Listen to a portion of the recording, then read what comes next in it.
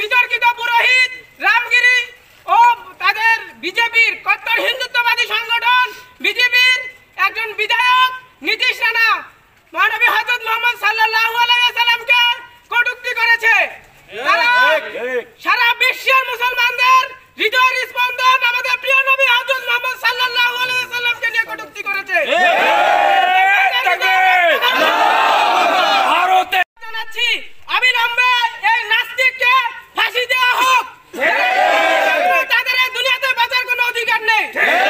আপনারা দেখেছেন 1992 সালে আমাদের প্রিয় বাবরি মসজিদের স্থানে তারা রাম মন্দির নির্মাণ করেছে। আমরা তাদের বিরুদ্ধে সোচ্চার। তারা ইসলামের বিরুদ্ধে যখনই দাঁড়াবে আমরা তাদের বিরুদ্ধে আমাদের প্রতিরোধ গড়ে তুলব। সমস্ত মুসলিম বিশ্বকে এক হতে বলছি, তারা যাতে এই জালিমদের বিরুদ্ধে দাঁড়ায় এবং তাদের বিরুদ্ধে সর্বোচ্চ শাস্তি দেয়।